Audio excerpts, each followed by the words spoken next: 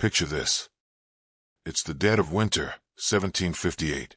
You're a French soldier, frostbitten and starving, staring out from the wooden palisades of a remote outpost in the heart of North America. The wind howls like the screams of the dying. Your powder is almost gone. Your food stores are empty. Your once loyal native allies? They've vanished into the endless forest, leaving only whispers of betrayal behind. And now 50,000 British troops and colonial militia are closing the noose. They're coming from the sea, from the lakes, from the rivers, an unstoppable red tide marching to swallow everything you fought for. But the real killer isn't the enemy you can see. It's the invisible one already inside your walls, smallpox, turning your comrades into blackened, screaming corpses overnight. You grip your musket tighter. Your hands shake. Do you stand and fight, knowing it's hopeless? Or do you desert and run, abandoning the dream of New France forever? This is the brutal, gut-wrenching reality of 1758. The year France's vast North American empire didn't just lose a war. It shattered from the inside. One act of misplaced mercy, one deadly outbreak, one catastrophic blunder after another. And suddenly, a continent slipped through French fingers forever. Have you ever watched something you believed was invincible, your team, your business, your country, collapse because of hidden cracks no one saw coming? That's exactly what happened here. And the fallout? It forged the America we know today. The central tragedy? France wasn't defeated by superior armies alone. They were undone by betrayal, arrogance, and a plague they couldn't control, while Britain's ruthless mastermind struck with surgical precision. What if I told you one single bullet fired in a muddy forest skirmish doomed the largest army ever assembled on this continent? Or that one red-hot cannonball ignited the chain reaction that toppled an empire? Stay with me, because we're about to dive into the raw, unforgiving truth of 1758, the hidden betrayals, the shocking mistakes, and the blood-soaked turning point that changed history forever. If your heart's already pounding and you're hooked on this story, smash that like button right now. It tells YouTube to push this to more people hungry for real history. Drop a comment. What empire in history fell the fastest, and why do you think it happened? Let's get the discussion roaring. And if you're ready for more forgotten battles that hit this hard, hit subscribe and turn on notifications. You won't want to miss what's coming. Music swells with rising tension, drums quicken, because beneath France's string of victories in 1757, the rot had already set in, and one man in London was about to exploit every fatal fracture. What if your greatest victory secretly planted the seeds of your utter destruction? You've lived it, right? That project or relationship where everything seems perfect after a big win, only for one hidden misstep to poison it all from within, turning triumph into tragedy overnight. That's the chilling irony gripping New France by the close of 1757. On the surface, General Louis-Joseph de Montcalm was unstoppable. His forces had smashed the British at Fort Oswego the year before. They turned back assaults on the impregnable fortress of Louisbourg. And now, in August, they'd forced the surrender of Fort William Henry on the shores of Lake George, a humiliating blow that left the road to Albany wide open for conquest. French flags flew high. Cheers echoed through Quebec. It looked like New France owned the continent. But peel back the glory, and the fractures run deep, fatal. The central conflict started right there at Fort William Henry. Montcalm, bound by European codes of honor, promised his native allies the ancient rights of victory. Scalps, prisoners, plunder from the defeated garrison. Yet when the British surrendered, over 2,300 soldiers, civilians, women, and children, he insisted on generous terms, safe passage south under French escort, to the warriors from dozens of tribes who'd bled alongside France. This was outright betrayal. Traditional warrior codes demanded spoils. Denying them? Unforgivable. Fury erupted, despite desperate pleas from French officers, who even fired on their own allies to stop it. Warriors swarmed the retreating column. Chaos reigned. Modern historians, sifting through diaries, letters, and reports, estimate between 70 and 185 killed in the frenzy. Some scalped alive, others dragged from hospital beds. Hundreds more were seized as captives, many never seen again. Montcalm ransomed back as many as he could. Over 500 eventually returned, but the trust was shattered. Warriors who'd come from the distant Great Lakes and Ohio Valley headed home disgusted, vowing never to fight for France again. And that's where the real invisible dagger struck. Smallpox had been raging inside the overcrowded British fort. When warriors rifled through clothing, scalps, even dug up fresh graves for trophies, they carried the virus home. What followed was catastrophe. A devastating epidemic ripping through villages across the Pays d'Hainaut, the upper Great Lakes region. Entire communities ravaged. Tribes like the Potawatomi nearly wiped out in waves of fever and pustules. They didn't blame the pox on chance. They blamed the French for the bad medicine unleashed by denying them clean victory, for bringing death without honor. By 1758, those crucial native allies? Gone, deserted en masse. France's frontier warfare edge, gone with them. Could Montcalm have foreseen this? One decision rooted in old-world chivalry igniting a plague that turned brothers in arms into ghosts? What if he'd bent the rules just enough to satisfy them? Would the empire have held? Now isolated, French commanders leaned harder on troops from Europe. But getting them across the Atlantic? Near impossible. Britain's Royal Navy, under admirals like Boscawen and Hawke, clamped iron blockades on French ports. Convoys starved. Reinforcements trickled, or sank. Inside Canada, hunger gnawed deeper. Poor harvests in 1757 left granaries empty. A brutal winter followed. Accusations flew of corruption. Intendant François Bigot and his circle allegedly skimming supplies, inflating prices while people starved. And from Versailles, priorities lay in Europe's bloody fields: Hanover, Prussia, the Rhine. Canada, a distant sideshow, bled dry to feed the Continental War. Across the Channel, one sharp-eyed predator spotted every weakness. William Pitt, Britain's unyielding war secretary. He knew France's heartbeat in Europe, but her limbs overseas were vulnerable. Stretched thin over oceans, Britain ruled. His counterstroke, ruthless focus. Subsidize allies like Frederick the Great to tie down French armies on the continent, then unleash hell across the seas. For 1758, Pitt orchestrated a massive three-pronged assault, the largest forces yet seen in North America. First, Geoffrey Amherst with over 14,000 men sailing for the Gibraltar of the North. Louisbourg, guardian of the Atlantic approaches to Canada. Second, James Abercrombie commanding 16,000, regulars, provincials, rangers, pushing up Lake George toward Fort Carillon, the choke point on the road to Montreal. Third, John Forbes with 6,000 carving a new road through Pennsylvania's Wilderness Strait at Fort Duquesne, the Ohio Valley linchpin fueling raids on British frontiers. New France's garrisons, scattered, outnumbered, clinging to Vauban's stone masterpieces, faced annihilation from all sides. The storm was gathering, and the first thunder would crash against the towering walls of Louisbourg, where the sea itself would turn against the French. The first hammer blow of 1758 crashed against the unbreakable shield of New France, Louisbourg, the Gibraltar of the North. This wasn't just a fortress. It was the gateway to Canada itself. Star-shaped walls engineered by the legendary Vauban, bristling with over 200 cannons, 11 warships guarding the harbor entrance, a garrison of nearly 6,000, regulars, militia, even desperate locals, commanded by Governor Augustin de Drucourt, who knew full well, if Louisbourg fell, the Gulf of St. Lawrence lay open. Quebec and Montreal would be next. Across the water, Geoffrey Amherst's fleet appeared on June 2nd, over 150 ships carrying 14,000 battle-hardened troops, backed by Admiral Edward Boscawen's squadron, the largest invasion force North America had ever seen. But the Atlantic fought for France first. Pounding surf, thick fog, driving rain turned Gabarus Bay into a nightmare. French shore batteries raked the approaching boats with grape shot. Drucourt prayed the weather would hold. It didn't last. June 8th dawned with chaos. Brigadier James Wolfe, young, ruthless, already a rising star, led the landings. Waves smashed boats to splinters.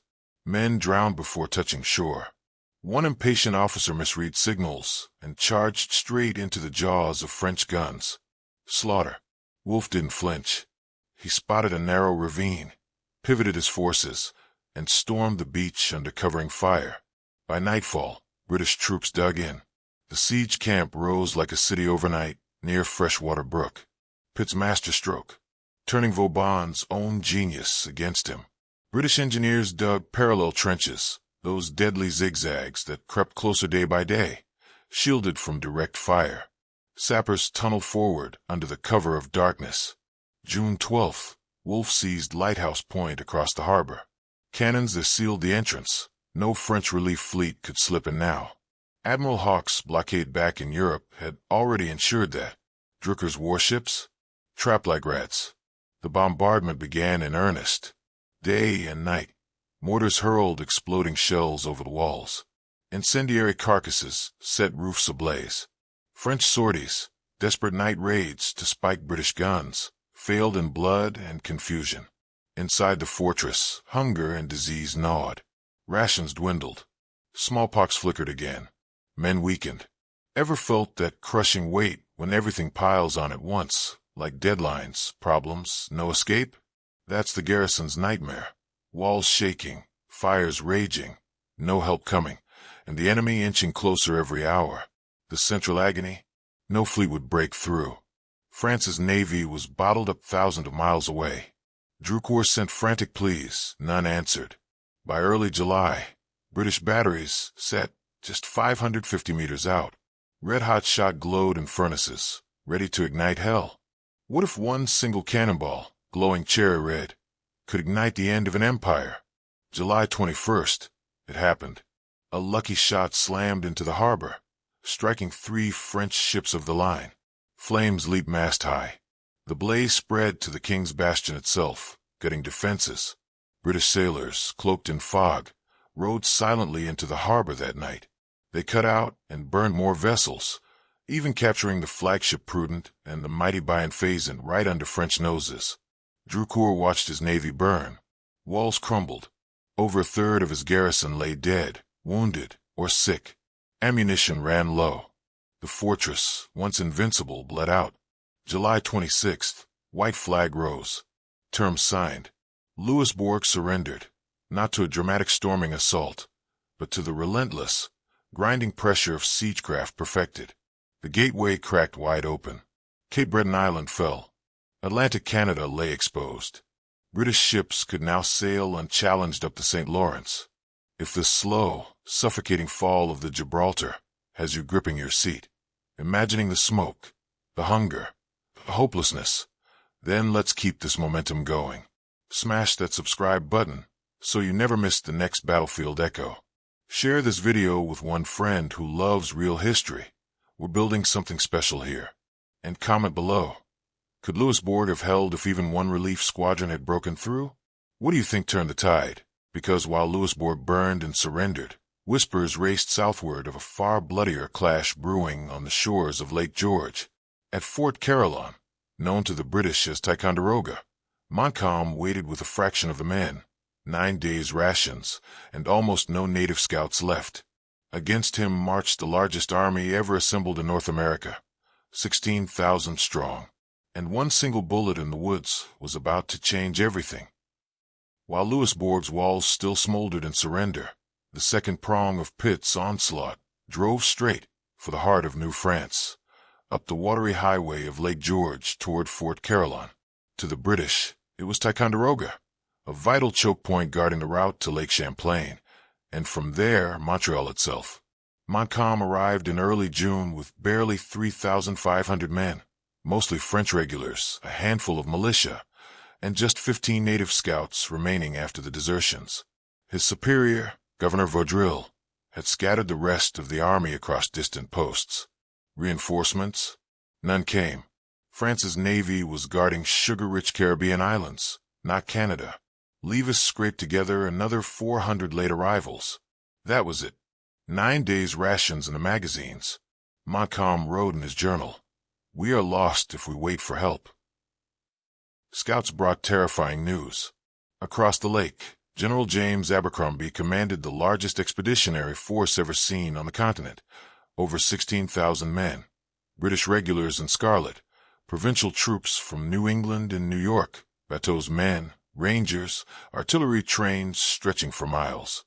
Leading the vanguard was the man everyone trusted to win this war in the wilderness, Lord George Howe, brigadier and darling of the army. A frontier innovator who ditched heavy uniforms for practical leggings and shortened coats, trained alongside Rogers' Rangers, earned the respect of colonial fighters. Soldiers called him the perfect blend of aristocrat and woodsman. With Howe alive, victory seemed certain. July 5th, Abercrombie's armada landed at the north end of Lake George. The advance began. July 6th, Howe's column pushed through thick forest toward the French outpost at the sawmill. French forces under Captain de Trepezec ambushed, then fell back in disorder. Howe charged ahead with the light infantry, hatless, urging his men forward. Then, a single musket flashed from the underbrush. The bullet struck Howe just below the chest. He staggered, fell, died within minutes. The army froze in shock. Officers wept openly. Provincials who'd idolized him lost heart. Abercrombie, nicknamed Granny, behind his back for his caution and connections rather than courage, now commanded alone. A bureaucrat, not a fighter. No wilderness experience. And now, no bold second to balance him. One bullet. One irreplaceable leader gone. Sound familiar? Ever lost the one person holding everything together? The coach, the founder, the friend, and watched momentum collapse? That's the devastating blow that shattered British confidence before a single major shot was fired. Abercrombie dawdled for days, waiting for artillery that lagged behind. Meanwhile, Montcalm worked miracles on Rattlesnake Hill in front of the fort. His men felled hundreds of trees, sharpening branches into a nightmarish tangle of abatis, pointed stakes interlocking like a massive porcupine. Behind it, breastworks rose 8 feet high. Trenches channeled attackers into kill zones swept by cannon loaded with grapeshot. By July 8th, scouts reported the horror, an almost impassable barrier bristling across the height. Frontal assault looked like suicide. The central madness. Abercrombie refused proper reconnaissance. He believed French numbers exaggerated. He dismissed ranger warnings. He kept his heavy artillery miles back, useless. And he ordered the attack anyway. What if blind arrogance turned the greatest army on the continent into lambs for slaughter? Could Montcalm, outnumbered nearly 5-1, actually hold? The answer came on the bloodiest day yet in North American warfare. July 8th dawned hot and clear. British columns formed, over 8,000 regulars and provincials advancing in perfect parade ground order, drums beating, colors flying, bagpipes wailing defiance. They marched straight into hell. July 8th, 1758. Midday. The air hung thick, humid, buzzing with black flies. Over 8,000 British regulars and provincials formed up in the clearing, scarlet ranks gleaming, bayonets fixed, regimental colors snapping in the breeze. Drums rolled the advance. Bagpipes skirled defiance. They marched toward Rattlesnake Hill with all the confidence of an army that had never tasted real defeat in the open field. They had no idea they were walking into the deadliest killing ground of the war. Montcalm's defenses waited like a living nightmare, a sloping field rising to a wall of sharpened tree trunks, abatis 8 feet high, branches pointed outward in interlocking death. Behind it, French troops in white coats crouched low, muskets primed, cannon loaded with grapeshot and canister. The British right flank hit first. They crashed into the tangled branches. Men clawed forward, only to be met by a perfectly timed volley. Hundreds dropped at once, mowed down like tall grass before a scythe. Smoke rolled thick. The survivors reloaded under cover, picked off anyone who moved. The left flank fared no better. Black Watch Highlanders, some of the finest shock troops in the world, charged with claymores drawn.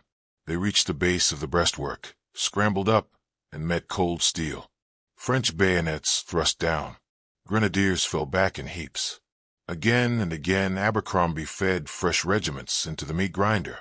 No flanking maneuver. No pause to bring up artillery. He'd left the heavy guns miles behind, convinced the fort would fall to raw courage alone.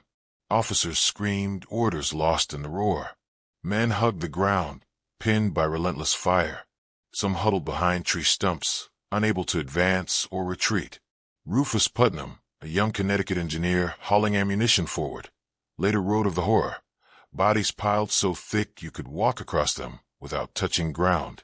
Wave after wave, for major assaults in the blistering afternoon heat. Each time the French held, reloading with drilled precision, while Canadian militia and remaining native marksmen sniped from the flanks.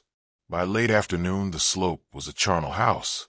Over 2,000 British lay dead or wounded, the bloodiest single day of combat yet seen on the continent. Regiments that marched in 1,000 strong limped away with half their number. As dusk finally fell, panic gripped the survivors. Abercrombie, still miles back in camp and blind to the carnage, finally ordered retreat. Men fled to the boats in disorder, no French pursuit needed. The largest army ever assembled in North America, routed by a force 1/5 its size. The slope earned its eternal name, the Bloody Slope. One bullet had killed Lord Howe, but Abercrombie's stubborn blindness turned tragedy into catastrophe. Ever poured everything into a fight, time, energy, people, only to watch it stall and bleed out because the leader refused to see reality? That's the gut-wrenching lesson here. Arrogance at the top dooms even the strongest force. The central folly? No scouts, no guns, no flexibility. Just repeated frontal suicide against prepared defenses. Montcalm stood atop the works that night, watching the British fires flicker in retreat. His men cheered wildly, a miracle victory. But could he seize the moment? Could he march south now, link with Louisbourg's defenders before it fell, turn the tide? Fear paralyzed him. Rumors of British reinforcements, empty magazines, exhausted troops. He stayed put, fortifying, waiting.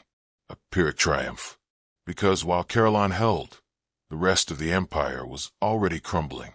If this slaughter on the Bloody Slope has left you stunned, the sheer waste, the screams echoing in your mind, then let's honor the fallen the best way we can, by remembering their story. Hit that like button if this carnage moved you. Subscribe and turn on notifications. We're uncovering more forgotten turning points like this every time. And most importantly, comment below. What do you think was Abercrombie's worst mistake that day? Or Montcalm's biggest missed opportunity? Let's unpack this disaster together.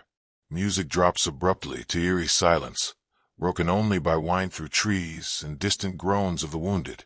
Visuals fade from blood-soaked ground to a wide map showing French territory shrinking. Louisbourg gone, Duquesne threatened, arrows closing in. Because Carillon's victory bought only time, the third prong of Pitt's assault was already carving through the Pennsylvania wilderness. Native alliances were flipping, and by year's end, New France would stand naked, exposed, isolated, doomed. The empire wasn't dying from battlefield defeats alone. It was collapsing from the inside out. Carillon's miracle on the Bloody Slope bought Montcalm glory, but only weeks of borrowed time. The empire was already unraveling at every seam.